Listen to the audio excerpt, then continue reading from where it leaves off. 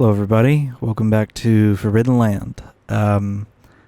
So when I recorded the Acolyte episode, I recorded that on like Saturday or Sunday last week. Or I guess by the time this comes out, 2 weeks ago. It is now Tuesday of the week of the week this comes out. I couldn't record anymore because I had laryngitis, and you can probably even still kind of hear it. My voice isn't fully back. I might cough a few times during this. But in the time that I've been gone, it is Jover. The most monumental, exciting news I've gotten pretty much the whole election year is that it is now Jover. Joe Biden dropped out of the presidential election race. Here, I have actually a clip of when it first happened. Oh my god, breaking news, dropped out of the presidential race. As a nation, today America has the strongest economy. Not true. Yeah, you can hear hear my voice giving out. But yeah, it's Jover, and the presumptive nominee is Kamala Harris. I for one, if you've watched this podcast, you know I was dreading the election. Me and John were both like, are we really going to be forced to vote for Joe Biden? I was even going as far as saying I probably wouldn't vote for Joe Biden. And that I just wouldn't vote for the president at all. I would vote down ballot Democrat and then, write in a candidate. And now I don't have to. My reasoning for not voting for Biden was that he was insanely old. And I was, when we were saying back then that we weren't going to vote for him, it was to use it as a political pressuring tool to get him to change course on his stance on Israel, which has seemingly failed and has really failed because now Michigan is overwhelmingly supporting Kamala Harris, who is seemingly on the fence about Israel. But I was like, I'm not going to vote for Biden. We'll get to all that stuff. I'm not going to vote for Biden, yada, yada. We were talking about how after the debate, it was like, holy shit, we're going to lose. It's over. We're going to lose. And then the Democratic Party, not even, Biden himself went, fuck it. And apparently just overnight decided, I'm going to drop out of the race. Because apparently even that morning, he was assuring advisors he was staying in the race. And then, I guess, God himself came down, like he said would have to happen for him to do this, came down and was like, Joe, drop out of the race. And then he decided to just drop out of the race the next day. I have so many notes, because so much has happened. So, now it's Kamala Harris time. During the 2020 election, I had my own thoughts on her. I wasn't a huge fan of the fact that she was the attorney general, how many people she's locked up, and all that. As a white guy, it's not really my place, I guess, to make those critiques. I suppose I would leave that more in the hands of the black community to decide if they like her or not. I'm not telling black people whether or not they should vote for her. I'm saying that personally, I'm not very comfortable with her, history of being a prosecutor. But in a way, that would make me a hypocrite because I voted for Biden knowing full well just how racist he is. I mean, we were all saying in 2020, he's Jim Crow Joe. He was the architect of the crime bill. He was a fairly, pro-segregation when he took office in the Senate. We've known for a long time how racist Joe Biden is. He's an ultra-Zionist and has been his entire career. Not that that was on my mind at the time. I knew nothing about the Israel-Palestine conflict at the time. But obviously now I'm more informed, and it seemed like an impossible uphill task to budge someone like Joe Biden on the issue of Israel. He is a lifelong Zionist. So, same dude who defended the Iraq War for years. So, anyway, enough about Biden. Biden's out. We're going to talk about Biden later when it comes to some recent news that just came out, I think, yesterday. But for right now, let's talk about Kamala Harris. So she's the presumptive, pretty much confirmed at this point, Democrat nominee. When she was endorsed, Republicans came out and immediately were like, "You can't do that. What? A dog can't play basketball." And the Democrats finally were like, "There's no rule that says they can't." Finally, the Democrats taking a risk on something. The polls have completely flipped. In most polls, she's either tied with Trump or a little bit ahead of him, which was not the case with Biden.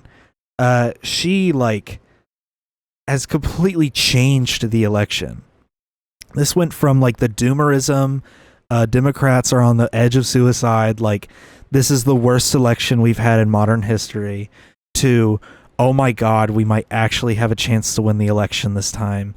And then we can pressure her as the president to, do certain policy positions that are a little bit more progressive, because she's less than win again in 4 years if she runs for re-election, which I don't see why she wouldn't. She's not old. She's 59. She's not that old. But I wrote down some pros and cons. Now that I know a little bit more about her, I'm a little bit more willing to change this. But because I wrote that she has a decent stance on Israel, and I wrote that before she what was that? Oh, some shit about the Olympics. I don't care. I wrote this before she said the thing about the protesters that were protesting in D.C. Before she came out with that statement. But then again, she's really weird on her policy positions. She's a very not easy to pin down kind of candidate. And I think it's because she didn't spend very long doing the jobs she was elected to. She wasn't in the Senate for very long. When she was in the Senate, it was under a Republican presidency, with Republican majorities in Congress for the most part, and she was basically a fucking Marxist in the Senate, with the way that she was voting. And this is the weird part, she's one of 22 senators that voted no on a Israel spending bill in 2019. She's one of 22 senators that voted no on that bill. Very interesting. Of course, then she had her statement, but she's the highest elected official and the highest member of the executive branch to express any concern about the humanitarian problems in Gaza. She has mentioned that they are starving to death and dying due to lack of medical treatment and stuff like that. Lack of aid, basically, to sum it all up. That is crazy that the vice president has said more about that than the president has. So her stance on that is very interesting. I'm waiting to see what she does about that. She was a supporter of Medicare for all.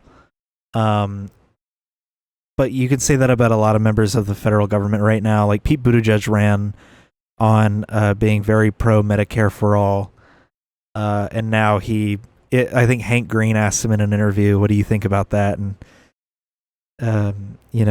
because it was brought up during the cancer discussion, and Pete was like, "Oh, well, we're working on that," and then Hank had to interject in the edit and be like, uh, be like, they've made almost no progress on this issue. They just keep riding the coattails of the ACA. So one of the other pros is that she can run a good narrative of like the prosecutor taking down the felon.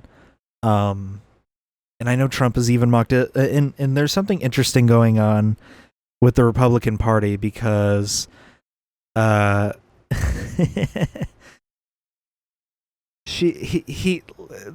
and the Republicans don't know how to respond to something like this. Mike Johnson has even had to come out and tell the Republicans in Congress to stop using these tactics, but they're getting like really racist and misogynistic with it, which is kind of concerning. Not even kind of, that's really concerning if that's their only rhetoric against Kamala Harris. And it's one of those things where as a Democrat, she's still like somewhat of a centrist on a lot of stuff. So it's a lot of stuff that Republicans would agree with. One example I saw was that the RNC tweeted out before she was made the presumptive nominee that someone at a rally, I guess, called Donald Trump mentally R-worded, and she said, "Well said," and laughed. And the RNC deleted it and because it makes her look good in front of the Trump supporters. Because why is here's the tweet. Here, I'll pull up the tweet. Here's the tweet. And it makes her look good in the eyes of his supporters because they're supposed to be the PC, anti-cancel culture crowd. So this is just like very like, wah. They called Trump R-worded, wah. So, anyways, I just think it's funny. I don't even care. I would have said "well said" as well. Sue me. I think it's kind of funny. Let's see. I thought this tweet was really funny. That no. Oh, it's gone. No. Oh, okay. I have to describe it now. It's so lame. Wolf Blitzer tweeted out enjoying a Wolf Spritzer at the El Presidente in Washington, D.C. And it's him like drinking. And it's like on the East Coast at the time. It's like 9 a.m. And then the news breaks a couple hours later that Biden's exiting the race. And then he shows up on CNN. So he's like drunk off his ass. And the tweet was funny because it just said they told his ass to get back in the studio. I hate that they took that tweet down, man. Oh, it's because they didn't take the tweet down. It's because they went private. But I had a couple other things written down. Some of the Democrats immediately tried to come out and be like, "Yo, Trump is the oldest candidate in history," and it's like, shut the fuck up. Come on. That's not a winning strategy. You should not be using the Trump is too old strategy. It's hypocritical. Most of these guys that are saying it now were trying to convince me that Biden wasn't too old to run. Give me a break. That's not a winning strategy. A lot of Republicans are like, at the time were like, "Oh, this is very undemocratic. We're gonna sue." Mike Johnson was like, "We're gonna sue them in court," which looks great, by the way. The Republicans taking it straight to court. I mean, it's literally, "Referee, they can't do that. No, they can't do that." It's just so lame, and it makes the Republican Party look really bad if they try to take it to court.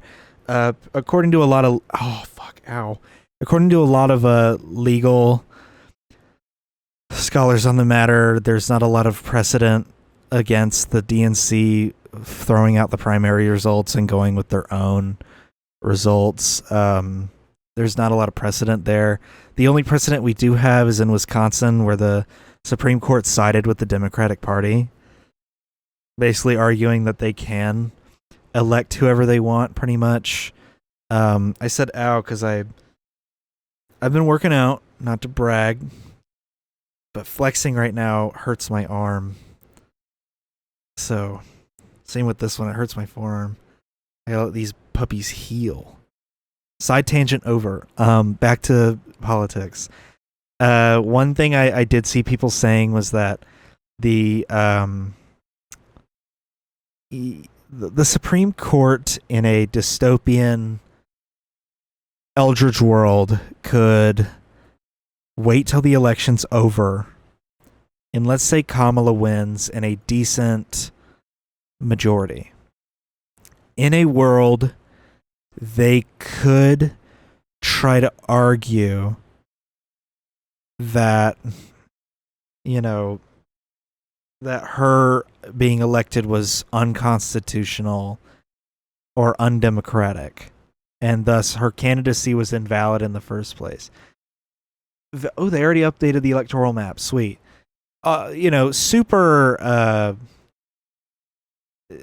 Super stupid. Like, I don't see that happening. If it does, first of all, there would be January 6th the other direction. I don't think people understand that, if that happened, that would be an actual democratic violation. And there would probably be some kind of uprising. That could even fucking spark a civil war. I mean, that would be a crazy move from the Supreme Court. And it might not even be possible for them to do that after this story that I'm going to talk about later. But anyways, I don't know why I didn't write it down in the doc. I'll just talk about it now. The Biden administration has announced that they want. Where's the picture? Did I not save the picture? Am I stupid? The Biden administration has come out and said that they want to have Supreme Court reform. There are two sides to this coin. One, good. I am fully on board with Supreme. Why are there proposed community notes on every single Biden tweet? I'm for Supreme Court reform. I do like that idea.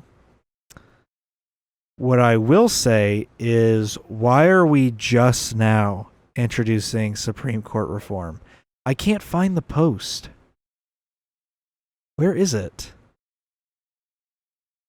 Ugh, this is annoying, dude. I saw it. I have to find the post. It has his 3-point plan laid out on it. I swear to God, I saw it. Am I tripping?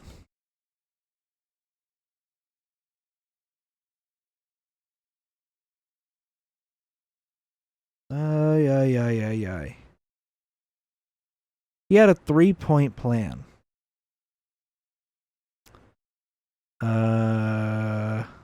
Let's see.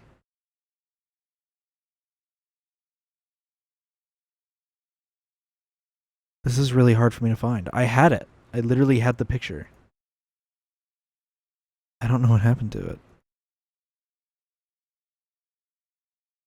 That's really weird that I lost the picture. He had a 3-point plan. I know one of them is to introduce term limits. Another one was to make it where presidents have a finite amount of power, basically undoing the recent decision related to the presidential immunity case. Son of a bitch, man. I can't find it. Whatever. The whole plan revolves around term limits and undoing the presidential immunity ruling. And I think there was something else in there, but yeah, it's a pretty insane move from the Biden administration at this point in time. And I wish that they would have done this sooner. I wish they would have done this earlier on in the administration. I hate that we're doing this last minute progressive policy before the election. I can't tell if it's because he knows he doesn't have to be reelected or what. But yeah, he just proposed radical SCOTUS reform that I think anybody with a brain could agree on, except for the Republicans, but they don't have brains. So yeah, that's some good news. I really hope that actually goes through. So let's move on. So Trump picked J.D. Vance as his VP pick, and immediately J.D. Vance comes out of the gate with a speech where he's like, the liberals will say drinking Mountain Dew is racist. And dog, come on. That's so lame. I've learned a little bit more about J.D. Vance since that speech. He is a favorite of Donald Trump Jr., which makes sense as to why he's such a smarmy little weirdo. He's very chronically online, it seems, with his talking points. A few years ago, he called Trump Hitler. He had a comment where he said that people like Harris and Pete Buttigieg are childless cat ladies. At the time, I don't think Pete had a kid yet, but that was what he said. And you'll notice a trend with the child thing. He's really obsessed with people pumping out children. It's really weird. And I'm not using the weird term like the Democrats have been using it in the campaign, because that is the thing that they've been doing lately. I'm using it because it's genuinely a really strange position to take, and it's really off-putting to a lot of Republicans. And it will be until Trump kicks him off the ticket. Because I don't think the ballots are due until September, so he still has time to kick Vance off the ticket. But he's the most unpopular VP nominee right after Republican National Convention. Quayle in 1988 had 15 points. Sarah Palin had a 26-point boost after the RNC, which is crazy because Sarah Palin is cited as being the reason John McCain lost as hard as he did, or one of the reasons why he lost, not the sole reason, but it's cited as being one of the reasons that soured him amongst Republicans. J.D. Vance has a -5. He is one of the most unpopular vice presidential candidates in modern history, right after our RNC, right after the Republican National Convention. Insane numbers. There's rumors that he might have fucked a couch. It's also rumored that Trump does not like him at all and has apparently been asking people around him if it's too late to replace him, which is hilarious. One of his weird views about children. Sorry, this is the longest I've ever spoken. I've spoken since 2 weeks ago. Speaking of children, his views on that. So he thinks that you should receive, or that you should get more tax cuts. Or no, he doesn't think you should get tax cuts. He thinks that you should pay normal taxes if you have kids, and that people without kids should actually get a tax increase to incentivize them to have children. So he thinks that if you have kids, then you should pay the normal tax rate, and that if you don't have kids, you should actually pay higher taxes. That, and he also wants to, he said this during a conference, that he wants to have it where each kid gets a vote, but the vote is controlled by the parent. Meaning that if you're under 18, technically you can vote, but your parent decides who you vote for. Now, if that's not the most thinly veiled attempt at just increasing Republican votes across the board, I don't know what is. because he knows that Republicans, on average, I think, have more children than Democratic voters. If I'm not mistaken, I mean, most of the families that I know that have like 12 kids are Republicans. So their voter pool would increase exponentially based on just like the fact that these people have kids. So it would basically be like the Starship Troopers thing, where like people that have served in the military can vote, but people who haven't cannot vote. Pretty much turning it into like a fascist, barely democracy, just like an ultra fascist country. And those are some of his insane views. It's not resonating well with the base. Apparently, it's not very popular with Republican women. I've seen Republican women say that the stuff JD Vance is saying is off-putting, that the Republican messaging of the whole Republican messaging behind just ruthlessly going after Kamala Harris because she's a woman is apparently really off-putting to a lot of Republican women. I mean, I don't really have much more to say on JD Vance other than that he's a really bad choice. And he's not going to give much benefit to the Ohio vote for the Republicans. I mean, I don't. He's apparently not even that popular in Ohio. God, what did he say?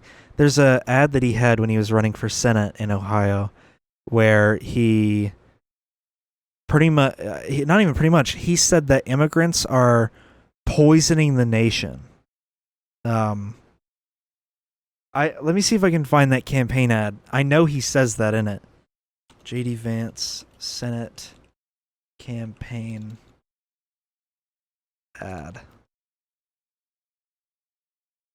Let's see. Are you a racist? That's the name of the ad. So here. Are you a racist? Do you hate Mexicans? The media calls us racist for wanting to build Trump's... Bro's an author. He wrote Hillbilly Elegy. ...wall. They censor us, but it doesn't change the truth. Joe Biden's open border is killing Ohioans, with more illegal drugs and more Democrat voters pouring into this country. Wow. More Democrat voters pouring into the country. This issue is personal. I nearly lost my mother to the poison coming across our border. No child. He said, I nearly lost my mother to the poison coming over the border. Let me just play that again. Personal. I nearly lost my mother to the poison coming across our border. So there you go. Just remember that the majority of violent crimes in this country are committed by citizens. Remember that 90% of the fentanyl trafficking in this country comes from citizens. Not people crossing over the border. Only 10% of fentanyl is coming from people crossing over the border. And yeah, just remember those statistics. The immigration stuff is like oddly working for the, oh my god. The dislike ratio is crazy. The immigration talking points are like somewhat working for the Republicans, but it kind of seems like it's not working as well as they want it to. Someone said this feels like one of those political ads you'd hear on the GTA radio stations. Are you shitting me? Also, hashtag fentanyl. Dude, he's only been in the Senate for less than 2 years? That's insane. And they want him to be the vice president? Nah, dude, that's crazy. A child should grow up an orphan. I'm JD Vance, and I approve this message because whatever they call us, we will put America first. What was the margin that he won by? Oh, God. What was the margin that he won by? Ohio Senate race 2022. He defeated Tim Ryan.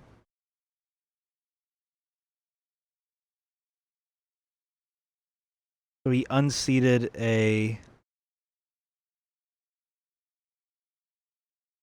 No, he didn't unseat anybody, it seems like.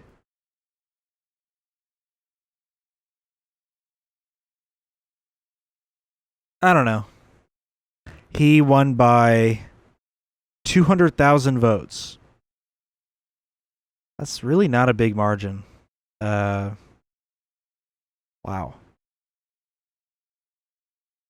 Well, yikes, dude. It was 53% to 46%, or 53 to 47. Bro didn't even.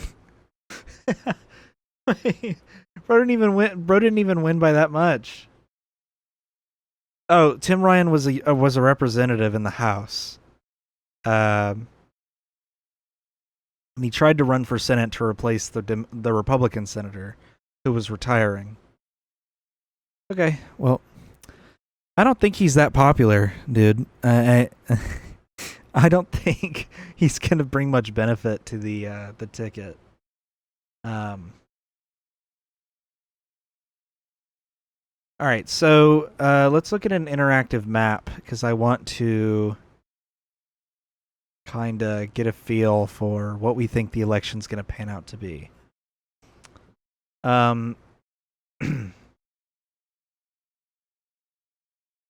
So here's the 2020 results. And I want to, kind of see like what do we think the polling will be this time around. I do not think Georgia will be red or be blue. I mean, I think Georgia will be red. She would still win without Georgia. I want to know how big of a margin she won by in some of these states. If we lost Michigan, she'd barely squeeze out a win. So we need Michigan.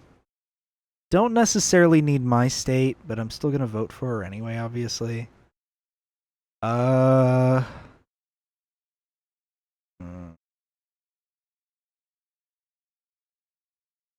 trying to figure out, like, that's obviously going to go red.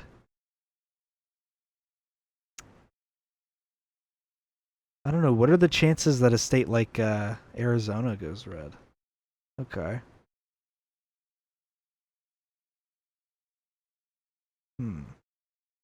There's no shot we're losing Minnesota. Damn, if we lost... Okay. That's actually crazy. So, if we lost Pennsylvania, Donald Trump would win by the bare minimum. Oh, that's insane. Let's look at the new map.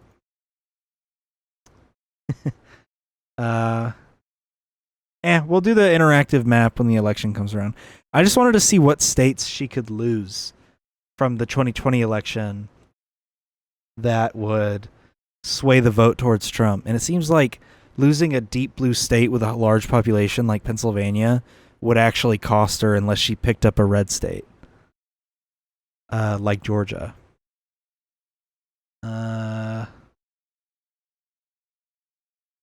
So anyways, that's all I really had to say. I mean, it's been a big news week for the Democrats. The only thing else I had on here, political wise, was that Israel and Yemen are going at it. I guess the Houthis launched a drone attack against Tel Aviv, and Israel struck Yemen. And apparently they also just Israel just missiled a bunch of kids recently. So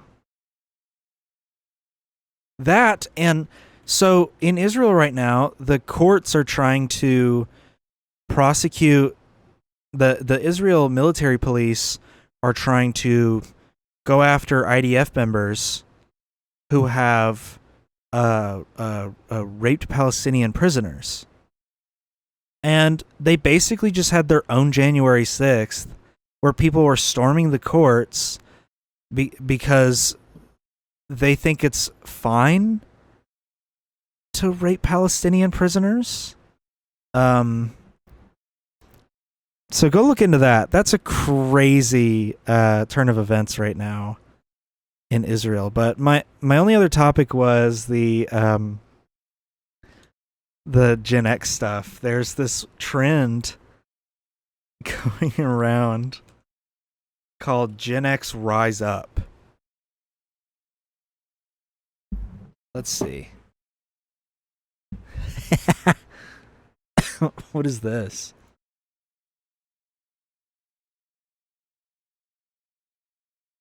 Okay, I need an actual Gen X Rise Up video.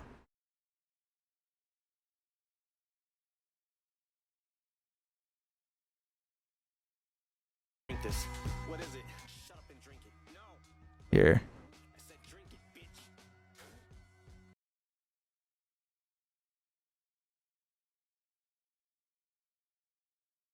Damn, this comment got more likes than the actual video. So Eminem released some like horseshit ass album that no one cared about except for the older people.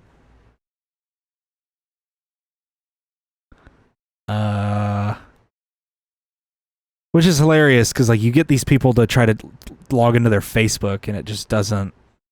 They just can't do it. Dude, this dude's all over here. Seriously, are you guys Gen X okay? No, seriously, are you guys okay? What kind of stupid fucking question is that? We're fine. It's 2023. This shit is a cakewalk. We got like 900 TV channels and Prozac. Our kids are grown or almost grown, and our parents are either dead or too old to threaten to kill us every day. I brought you into this world. I could take you out of it. Our boomer parents could turn anything violent. Hey, Dad,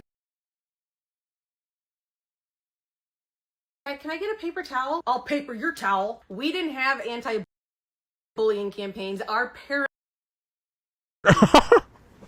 This person said, "We're fine," proceeds to list out every reason they are definitely not fine, better yet, actually traumatized. Yeah, how is this a flex? I don't understand how this is a flex. Every Gen Xer I've met, to some extent, has some kind of generational trauma that stems from the way that their parents treated them growing up, their baby boomer parents. And it is quite literally an old man yells at cloud situation. Because I really don't understand, like, why Gen Xers think this is a flex on TikTok. And this isn't even like a real war. It's like such a one-sided war. It's these cringe-ass people who are older and take shit way too seriously and have some big ego because they got the shit beat out of them by their parents when they were growing up. They think like, oh, well, Gen Z, the generation that Gen X raised predominantly, because we are the most like them. You know, they think like that makes them cool, because they got the shit kicked out of them every day and had to play with sticks, as I was told growing up, that these people played with sticks growing up. They didn't have real toys, and then I figure out toys have been around for like 200 years, and like modern style toys have been around for like centuries now, and a lot of these people actually had video games growing up, believe it or not. Like my parents had Nintendos, or my mom at least had a Nintendo and played Mario growing up. My parents are Gen X, so like that's why I'm like, I don't understand these flexes, and I guess they're like mad that Gen Z didn't get the fucking shit kicked out of them growing up. I mean, you know, there is no generational war here, and I find this trend so funny because there's just nothing there. Like do y'all remember the they're trying to cancel Eminem? That's the thing, like millennials on TikTok that are cringe and Gen X on TikTok that are cringe. I've kind of like joined forces to scream out into the void about how much they just really love saying slurs and calling people fat and ugly. And there was a person that was like, Gen Z's trying to cancel Eminem. And we were all like, no one's trying to cancel Eminem. And now Eminem has taken it too seriously and released this dog shit ass album where he's like, y'all getting offended yet? And we're just like, dude, this just sucks. Like, write something good. His album just sucks. I don't understand this. I just don't. The only time I've ever cared about the generational war is worrying about Gen Alpha. Because they're being raised predominantly by the millennial generation. And the solution I've seen in public amongst people who like posting about it, mostly in public, I see this, dude, 7 times out of 10, if I see a kid in public, they're carrying one of those like briefcase case iPads. Like the iPad with a case that has a handle on it. This is big ass like iPad Pro. And they're like sitting there like this, tapping their little thing. I'm like, what is happening, dude? I don't know if it's just because it's like right there in my face. And I don't understand like maybe I'm forgetting somehow that when I was a kid that, you know, like I have a 3DS still from when I was a kid. And, you know, sometimes I'd be walking through Home Depot with my parents playing a video game on it because I was bored and I didn't want to be in Home Depot. But like, I don't know. I think it's the fact that it was a 3DS. And so all I could do on it was just play a video game for the most part, if I was in public at least. These kids have iPads where they have full access at the age of 5 to YouTube, to the internet, to like infinite app store games, which the games part I don't care that much about. But like at the dinner table, in the middle of the grocery store where they're running into shit or like flailing around with it in their hand, I'm bewildered. It's like, dude, if we went to a restaurant and I pulled out my DS at the table, my parents would have been like, put that shit away. Eat your food. What the fuck is wrong with you? And I'm hearing that like they bring him to school, that like they will have a full meltdown if they get it taken away at school. The kids that were born into the pandemic are now old enough to be iPad kids. And so in a way, those parents think that they have to be acclimated to technology because we're in a pandemic world, even though the pandemic is over. Virtual learning is pretty much over at this point. And that most schools will then give you like a school-controlled machine to do all your work on. That's what they did with us. When I was entering high school, we were given our own laptops that were like these industrial-grade Chromebooks that you'd have to like smash them against the wall to get them to break. I had the same one for 4 years, and the only thing that ever broke on it was the control key. And the touchpad was a little finicky. But like that was about as technologically into it we got. And these kids are like bringing these giant iPads to school, and the teacher will take it away, and the kid just loses their mind. And that's the only part of the generational war that I care about, is that it seems as though a lot of millennials who didn't really grow up with technology, or did, and it was like super limiting and whatnot, think, oh, I would have loved this stuff as a kid. And in a way, the iPad makes parenting a little easier. And so they just throw an iPad at their kid and are like, go nuts. It keeps them occupied. What it's doing is it's destroying their attention span. It's making it where they can't really read as well anymore at the level that they're at. You know, and it can go both ways. On some hand, they can look whatever they want up. So in a way, they have access to infinite information. If they want to know something, instead of asking their parent who might give them the wrong answer, they can just look it up. But I've also seen way too many cases of kids that don't know how to do math, can't really read, don't know how to spell. And it's just because their parents don't help them out with it, and they just toss the iPad at them, or are like, all right, parent for me. And that's kind of it's a lot of millennials' faults. It's not all the millennials, obviously, because a lot of them either don't have kids or don't act like that. And I know a lot of Gen Z people that raise kids that absolutely do not participate in the iPad thing. Our generation's pretty in tune with that because we've grown up with technology most of our lives at this point, at least the modern form of technology. And not like dial-up and shit. I grew up with a form of dial-up, but a lot of people didn't. A lot of people's first introduction to technology in my generation was like 8 years ago. So a lot of us realize, okay, maybe we don't want a kid using an iPad 24/7.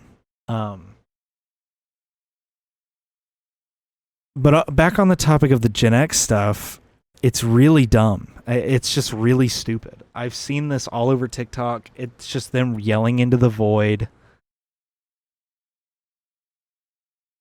Yeah.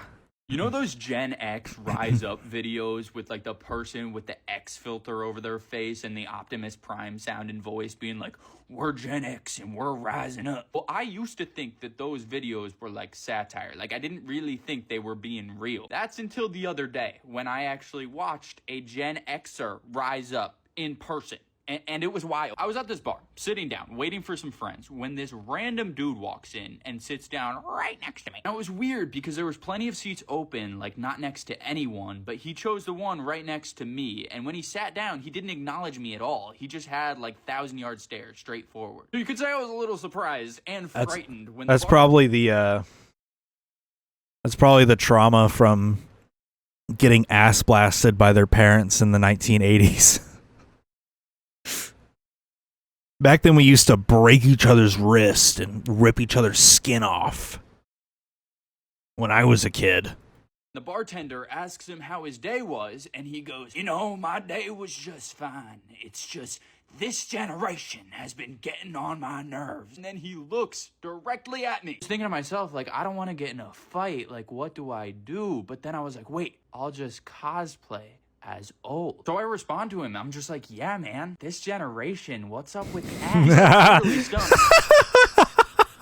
That's awesome. Dude, I want to do that now.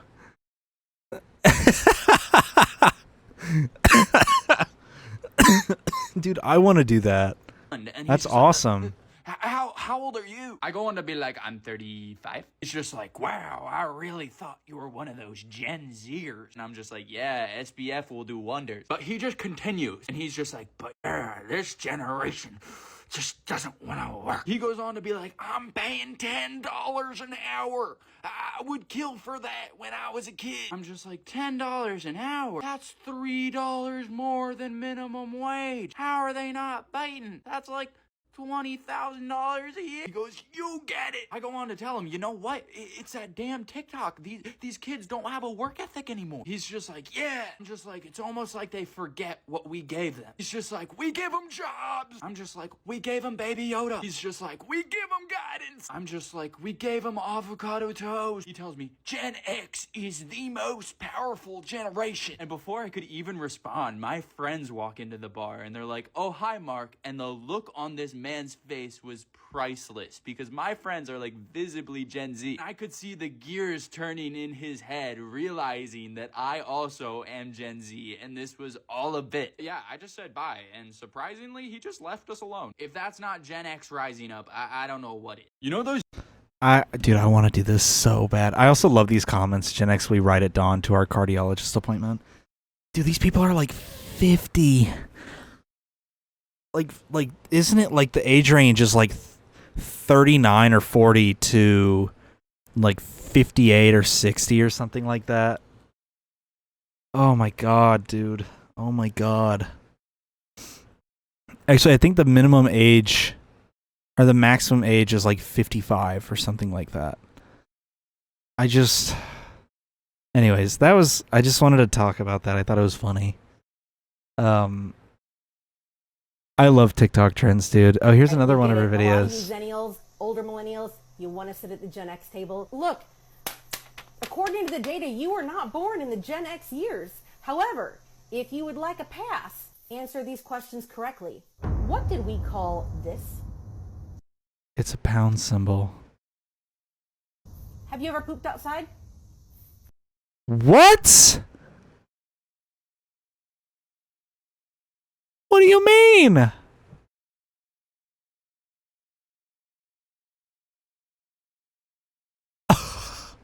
Why would you need to poop outside? Have you eaten raw meat straight off the cow? I can't do the voices this week. Have you eaten raw meat straight off the cow?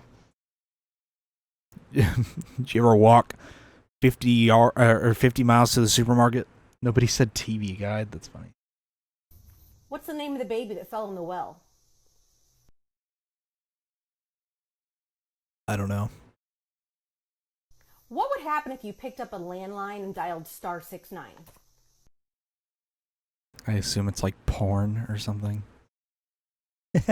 I want to know now. What's the answer? Someone said if you're born in 82, you're Gen X. Yeah.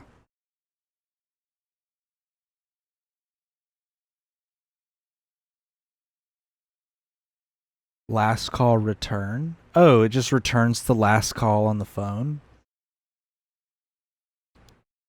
Redial the last incoming call they missed. Cool. Never had to do that. I was never old enough to use our old ass phone to do that, and then by the time I was old enough, we had a landline with a little tiny like LED screen on it that had like one line of text and then like two little button options. And that's what we had. What did we used to read in the bathroom while we were taking a dump? A newspaper or something like that. What did your dad say to you if he saw you crying? Suck it up. At what time of day would a commercial come on and remind your parents? Or they'd be like, I'll give you a reason to cry. Some abusive ass shit like that. At what time of day would a commercial come on and remind your parents that they had children to check on? What fast food chain used the slogan, "Where's the beef?" Yeah, how old is this person? Also cringe. Older millennial. Stop. How old is this person? What's your age? What year? Oh, dude. She's so cringe.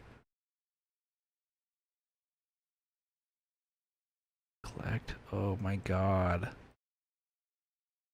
If you walked into PE class and your teacher said, "Everybody take off your shirts, you got to get in this line and bend over in front of a stranger," what were they testing you for? Huh? Oh, scoliosis? Yeah, what? I'm sorry? That last one is just disgusting.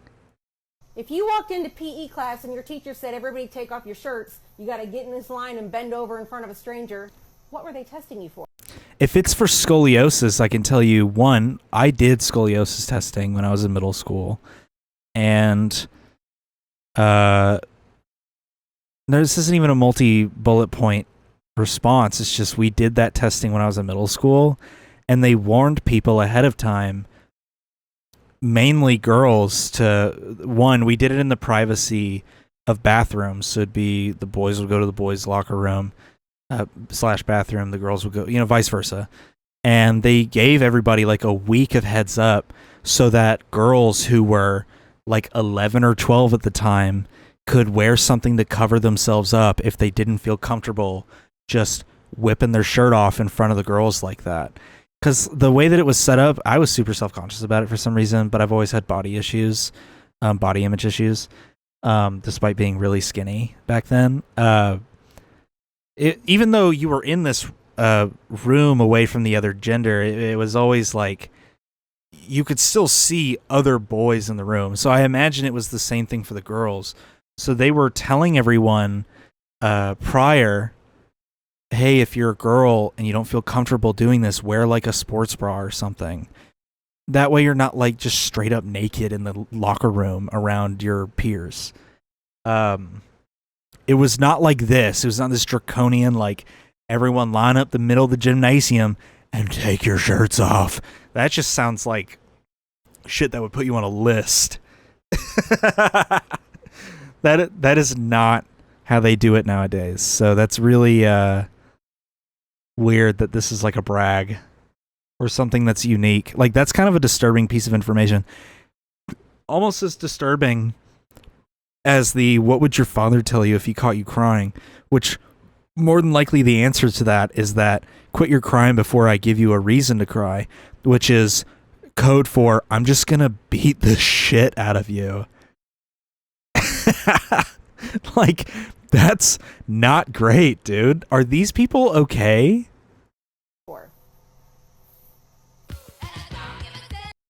Oh god. I need more from her. She's actually kind of interesting to watch. I want to know what her takes are. Ugh.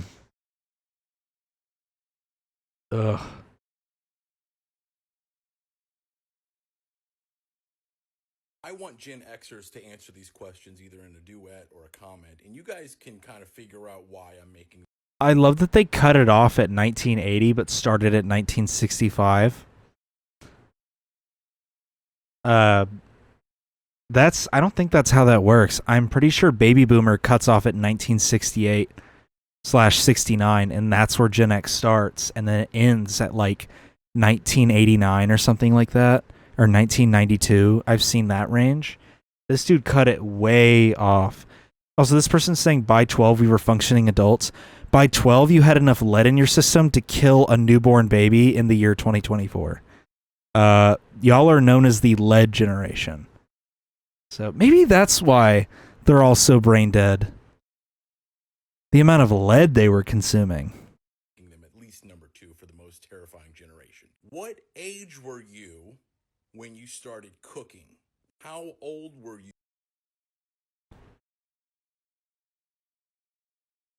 12? When you babysat for the first time? Never.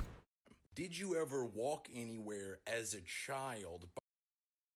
Yes. At the age of 8, I walked the garbage to the trash compactor in our apartment complex. By yourself.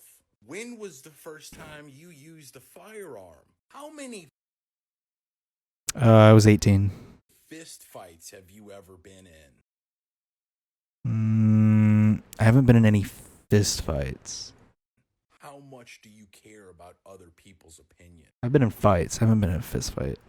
How often did you talk about feelings with your parents when you were Not much. younger? How often do you ask for help? I don't ask for help that often either. How many veterans do you know? I know a decent bit. Is this just me exposing myself as a secret Gen Xer who's been lying this whole time? This isn't like unique stuff, man. I don't know. How many veterans do I know?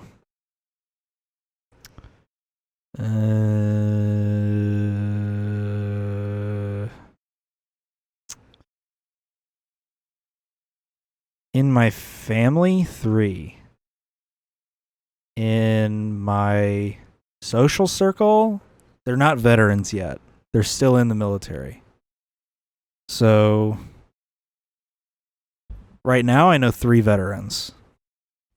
How often did you play outside of the house when you were younger? Pretty often.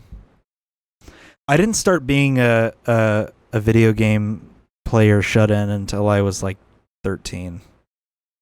How coddled were you? And even then I still went outside all the time. I just also had time to play video games. Child. Last question. Did you get caught more or did you get away with more? I got away with a lot. I got away with a lot. And the reason I'm answering this quiz is... Yeah, see, right here. Quit crying, I'll give you something to cry about. Exactly. So I was right. The reason I'm answering these questions is because I'm trying to prove that these aren't unique to that generation, that this is like a human thing. And also, a lot of the answers he gives are quite alarming. How many fistfights have you been in? A lot. That's not really a brag. It's kind of messed up. Have you ever talked to your parents about your feelings and him like laughing and being like, no? It's like, that's also pretty screwed up. You should be able to talk to your parents about your feelings. Because it makes you a healthier person and a more well-adjusted person by the time you become an adult. Anyways, I don't think I'm going to find any more videos from that woman. I think that was her only banger. No. If you had to make an educated guess, how much money do you think Generation X owes Columbia House? Is it more than like the national debt? Is it more than the national debt? I don't know. We used to get 12 CDs for a penny. What's In our that mean? magazines, there would be these little cards you could fill out, and they would send them to you in the mail, only on the good faith that you're going to buy another CD from them.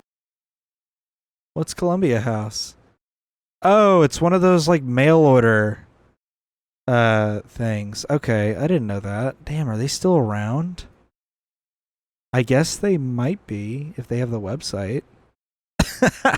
That's hilarious. I wonder who's still buying from them. Probably this lady. The next month, you would come home and see that brown cardboard box that came in the mail with all the CDs, and your mom and dad would be like, what are you ordering through the mail and how are you paying for it? When they really wanted to put the heat on us to pay for it, they'd send us these little collection card notices saying like, you've been turned over to a debt collector, this is against the law, you could be prosecuted. And we didn't give a fuck. We rip that shit up, throw it away. Like, you've been turned over to a debt collector.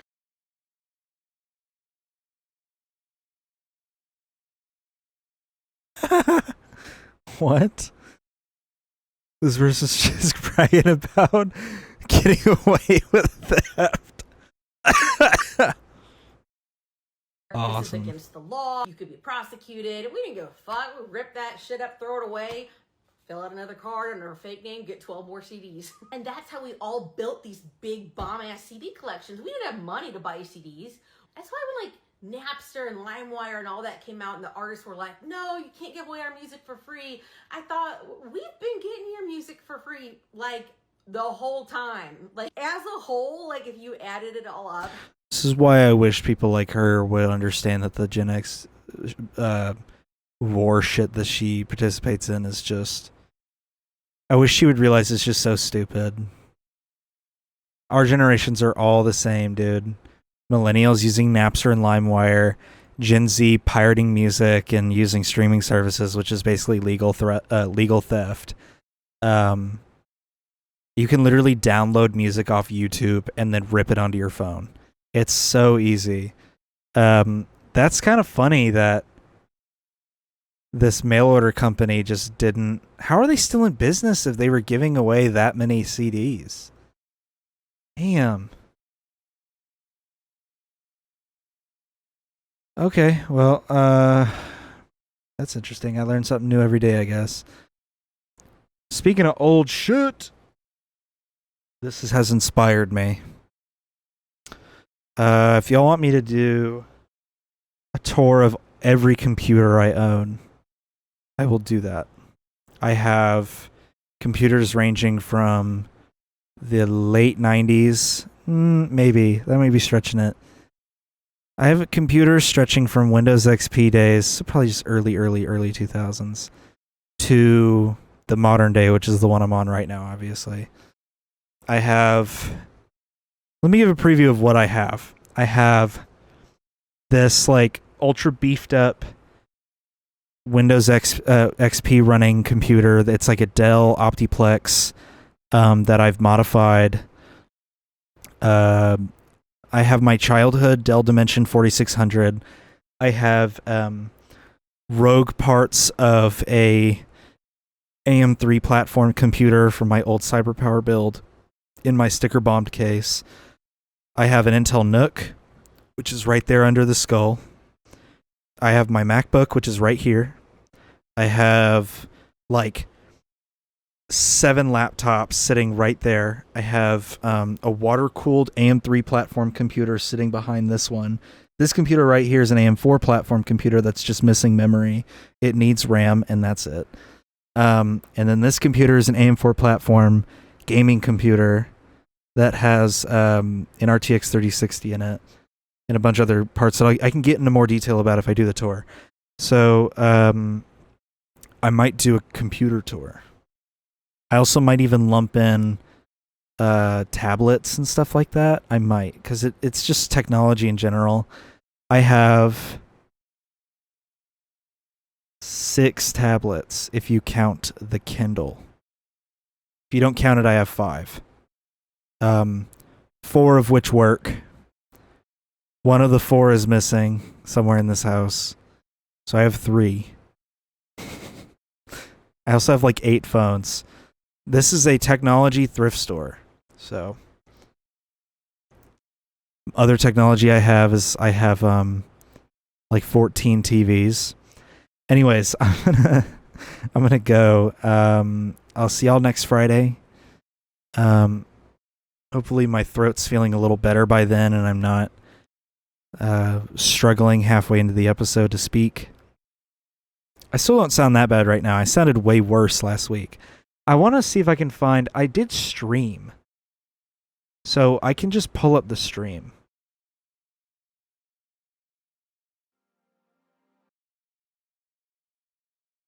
Here. Speak!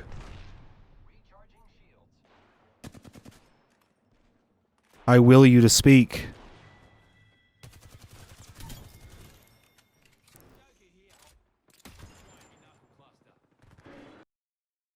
Probably gonna have to restart our progress, which is fucked up, dude. So I might have been talking lower to be able to actually speak. Is clips of her laughing. That's crazy. Yeah, you can hear it in this. This was after like an hour of nonstop talking.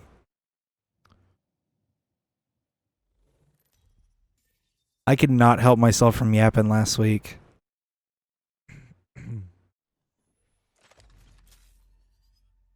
The other thing, them going, oh, democracy, oh, democracy.